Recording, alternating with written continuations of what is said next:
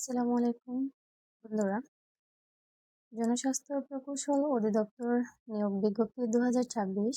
যোগ্যতা SSC. SSC পাশে আপনারা এই পদে আবেদন করতে পারবেন সকল জেলা থেকে, ছেলে মেয়ে উভয়।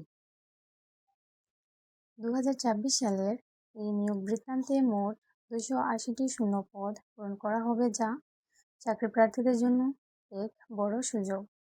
জনস্বাস্থ্য প্রকৌশল অধিদপ্তর নিয়োগ বিজ্ঞপ্তিটিতে ইতিমধ্যেই আগ্রহের শেষ নেই। তবে এই প্রতিযোগিতায় সফল হতে হলে শুধু আবেদন করলেই হবে না, বিজ্ঞপ্তির প্রতিটি বিষয় ভালোভাবে বুঝতে হবে এবং সেজন্য আপনাদের ভিডিওতে আপনাদের জানানোর জন্য সব বিষয়গুলো তুলে ধরলাম।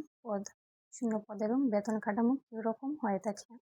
এই নিয়োগে মোট শূন্য পদের সংখ্যা 280টি। তবে সরকারি নিয়ম অনুযায়ী এই সংখ্যা কর্তৃপক্ষের সিদ্ধান্তে হ্রাস বৃদ্ধি পেতে পারে। পদের নাম অফিস সহায়ক এবং বেতন কাঠামো জাতীয় বেতন স্কেল অনুযায়ী 15 অনুযায়ী গ্রেড হচ্ছে 20-তে নির্ধারিত এবং শুরুতে মূল বেতন হবে 8,250। শুরুতে পাবেন 8,250 টাকা থেকে সর্বোচ্চ বাড়তে বাড়তে সেটা হবে 20,010 টাকা পর্যন্ত এবং এর সাথে সরকারি নিয়ম অনুযায়ী বাড়ি ভাড়া, চিকিৎসা ও অন্যান্য ভাতা প্রাপ্য হবেন। বেতনের বাইরে এগুলো আপনারা সুযোগ সুবিধাগুলো পেতে পারেন। শিক্ষাগত যোগ্যতা কী কী লাগবে? প্রার্থীকে যে কোনো স্বীকৃত বোর্ড যেমন ঢাকা, রাজশাহী, চট্টগ্রাম মাদ্রাসা বা কারিগরি বোর্ড থেকে মাধ্যমিক স্কুল সার্টিফিকেট, এসএসসি বা সমানের পরীক্ষা উত্তীর্ণ হতে হবে। অর্থাৎ যারা এসএসসি পাশে পাস করেছেন তারা সেটাতে আবেদন করতে পারবেন। বয়স সীমা ও বয়স গণনা পদ্ধতি। প্রার্থীর বয়স 1 জুন 2026 তারিখে সর্বনিম্ন 18 বছর হতে সর্বোচ্চ 25 বছর হতে হবে। এখানে একটা বিষয় হচ্ছে যে বয়স প্রমাণের ক্ষেত্রে আপনাদের এফিডেভিট কোনোভাবেই গ্রহণযোগ্য হবে না। আরেকটি নির্দেশনা যে যারা ইতিপূর্বে 28 জানুয়ারি 2025 তারিখে অফিস সহায়ক পদে আবেদন করেছিলেন তাদের নতুন করে আর আবেদন করতে হবে না। তাদের পূর্বে আবেদনটি প্রযোজ্য হবে। নতুন করে আবেদনের দরকার নেই। আবেদনের সময়সীমা। অনলাইন আবেদনপত্র পূরণ ও ফি জমা দেওয়া শুরু হবে 10 জুন 2026 সকাল 10টা থেকে। আবেদনের শেষ তারিখ ও সময় হলো 8 জুলাই 2026 বিকাল 4টা পর্যন্ত। শেষ দিনের ভিড় এড়াতে যত দ্রুত সম্ভব আপনাদের আবেদন করার পরামর্শ দেওয়া হচ্ছে, কেননা শেষের দিকে নেটওয়ার্ক অনেক স্লো থাকে এবং আবেদন ক্ষেত্রে ওয়েবসাইটে অনেক প্রবলেম দেখা দিতে পারে। এবং আবেদন ফি হচ্ছে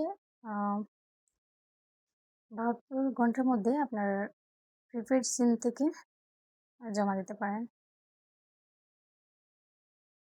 আবেদন ফি। অফিস সহায়ক পদের জন্য মোট ফি হচ্ছে 56 টাকা। এর মধ্যে মূল পরীক্ষার ফি 50 টাকা এবং টেলিটকের অনলাইন সার্ভিস চার্জ হচ্ছে 6 টাকা। এই ফি সম্পূর্ণ অফেরতযোগ্য, এটা আপনাকে কখনো ফেরত দেওয়া হবে না। প্রবেশপত্র ও পরীক্ষার তথ্য।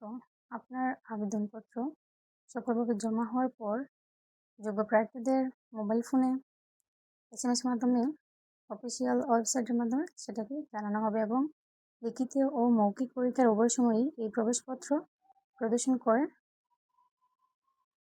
আপনারা প্রিন্ট করে সেটা সাথে নিয়ে যাবেন এবং ইউজার আইডি আর পাসওয়ার্ডের মাধ্যমে সেটি উত্তোলন করবেন। অনেক সময় প্রার্থীরা ফোন নম্বর পরিবর্তন করে ফেলেন, ফলে দেখা যায় তারা আবেদন খুঁজে পান না, প্রবলেম হতে পারে। তাই যারা আবেদন করবেন তারা সবসময় সচেতন থাকতে হবে। মৌখিক পরীক্ষার সময় প্রয়োজনীয় কাগজপত্র।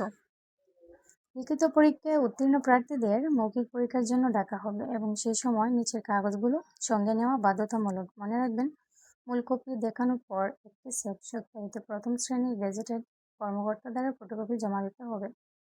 অনলাইনে পূরণকৃত আবেদনপত্রের প্রিন্ট কপিটি সাথে জমা দিতে হবে যখন মৌখিক পরীক্ষার জন্য ডাকা হয়। সকল শিক্ষাগত যোগ্যতা, মূল সনদ বা সাময়িক সনদ সেখানে থাকতে হবে। স্থায়ী বাসিন্দার সনদ, চেয়ারম্যান কিংবা মেম্বারের কর্তৃপক্ষ দ্বারা আপনাদের সেটার সিগনেচার করাতে হবে এবং কোটার সুবিধা পেলে তো বৈধ সনদ, উপযুক্ত সনদ থাকতে হবে। এবং চারিত্রিক সনদ হচ্ছে ইউনিয়ন পরিষদের চেয়ারম্যান, পৌরসভার মেয়র, সিটি কর্পোরেশনের মেয়র অথবা নবম বা চতুর্থ গ্রেডের গেজেটেড কর্মকর্তা কর্তৃক প্রদত্ত। জাতীয় পরিচয়পত্র বা অনলাইন জন্ম নিবন্ধন সনদের সত্যায়িত অনুলিপি, প্রার্থীর সদ্য তোলা ছবি সেখানে পেশ করতে হবে। অযোগ্যতা ও আইনগত ব্যবস্থা। এই নিয়োগে যদি কোনো মিথ্যা বা ভুল তথ্য দেওয়া হয়, সেটাকে মারাত্মক অপরাধ হিসেবে গণ্য করা হবে। আবেদনপত্রে বা যাচাই বাছাইয়ের সময় কোনো তথ্য জাল বা ভুয়া বা মিথ্যা প্রমাণিত হলে সেখানে আপনার আবেদনটি বাতিল করা হবে। এমনকি নিয়োগ পাওয়ার পরেও যদি কোনো অসত্য প্রমাণিত হয়, তাহলে চাকরি থেকে বরখাস্ত করা হবে এবং আপনার বিরুদ্ধে আইনানুগ ব্যবস্থা নেওয়া হবে। এছাড়া প্রার্থী ফৌজদারি আদালত কর্তৃক স্থলজনিত অভিযোগে দণ্ডিত হলে বা সরকার সাহিত্য প্রতিষ্ঠান থেকে বরখাস্ত হওয়ার পর 2 বছর অতিক্রান্ত না হলে তিনি আবেদনের যোগ্য হবেন না। আবেদনপত্রের নাম, জন্ম তারিখ বা অন্য কোনো বড় ভুল থাকলে তা পরবর্তীতে সংশোধনের নিয়ম নেই। পরীক্ষার প্রস্তুতি। অনেকে এই বিষয়টি নিয়ে অনেক দ্বিধাদ্বন্দ্বে ভোগেন যে পরীক্ষা প্রস্তুতিটা ঠিক কীভাবে নিলে ভালো হয়। লিখিত পরীক্ষার জন্য আপনাকে মূলত মাধ্যমিক, এসএসসি পর্যায়ে বাংলা, ইংরেজি, গণিত ও সাধারণ জ্ঞানের উপর জোর দিতে হবে। বাংলা, ব্যাকরণ, সাহিত্য, পাটিগণিত, বীজগণিত এবং সাম্প্রতিক সাধারণ জ্ঞান ও বাংলাদেশ বিষয়াবলী ভালোভাবে প্রস্তুতি নিন।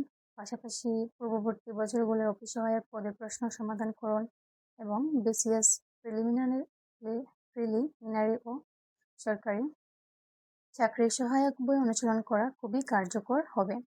আপনারা এগুলো প্র্যাকটিস করলে ইনশাল্লাহ পরীক্ষা প্রস্তুতি খুব ভালোভাবে নিতে পারবেন। এবং মৌখিক পরীক্ষার জন্য নিজের ব্যক্তিগত তথ্য, নিজ জেলা, পদ সম্পর্কিত দায়িত্ব এবং সমসাময়িক জাতীয় ও আন্তর্জাতিক ঘটনাবলী সম্পর্কে প্রস্তুত থাকতে হবে। মনে রাখবেন, আত্মবিশ্বাস এবং সঠিক উচ্চারণ এখানে গুরুত্বপূর্ণ ভূমিকা পালন করে। মৌখিক পরীক্ষার সময় ঘাবড়ে যাওয়া চলবে না। জনস্বাস্থ্য প্রকৌশল অধিদপ্তর নিয়োগ 2024-এ আবেদনের জন্য কি কোনো আবেদন ফি আছে? হ্যাঁ, আবেদনের জন্য ফি আছে। অফিস সহায়ক পদের জন্য টেলিটক সার্ভিস চার্জ সহ মোট 56 টাকা ফি দিতে হবে। এর মধ্যে মূল পরীক্ষার ফি 50 টাকা এবং টেলিটকের অনলাইন সার্ভিস চার্জ 6 টাকা। এটি অফারের যোগ্য ফি। কোন মোবাইল অপারেটর থেকে ফি জমা দিতে হবে? শুধুমাত্র টেলিটক প্রিপেড মোবাইল নাম্বার থেকে এই ফি জমা দেওয়া যায়। অন্য কোনো অপারেটর যেমন গ্রামীণ ফোন, রবি, এয়ারটেল ফি জমা দেওয়ার কোনো সুযোগ নেই।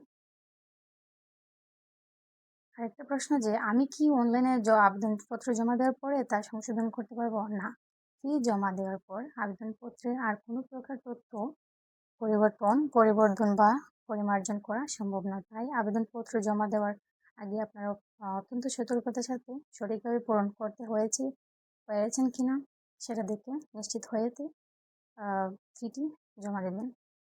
আপনার বয়স যদি 32 বছরের বেশি হয় তাহলে কি আবেদন করতে পারবেন? এই নিয়োগে সাধারণত প্রার্থীদের জন্য বয়স সীমা 1 জুন 2024 তারিখে 32 বছর, তবে বীর মুক্তিযোদ্ধা, শহীদ মুক্তিযোদ্ধা, বীরাঙ্গনার সন্তান, ক্ষুদ্র নৃগোষ্ঠী, শারীরিক প্রতিবন্ধী ও তৃতীয় লিঙ্গের প্রার্থীদের ক্ষেত্রে সরকারি নিয়ম অনুযায়ী বয়স শিথিলযোগ্য বেশি বা কম হতে পারে। আপনার যোগ্যতা অনুযায়ী নিশ্চিত হওয়ার জন্য অফিসিয়াল বিজ্ঞপ্তিটি অবশ্যই দেখে নিন। আর আবেদন জমা দেওয়ার পর যদি পিন বা ইউজার আইডিটি হারিয়ে যায় তাহলে কী করবেন? ইউজার আইডি জানার জন্য আপনারা DPHE হেল্প ইউজার আইডি লিখে 1622 নম্বরে SMS পাঠাতে পারেন এবং পিন জানার জন্য DPHE হেল্প পিন 9 লিখে 16222 নম্বরে SMS পাঠাতে পারেন। ধন্যবাদ।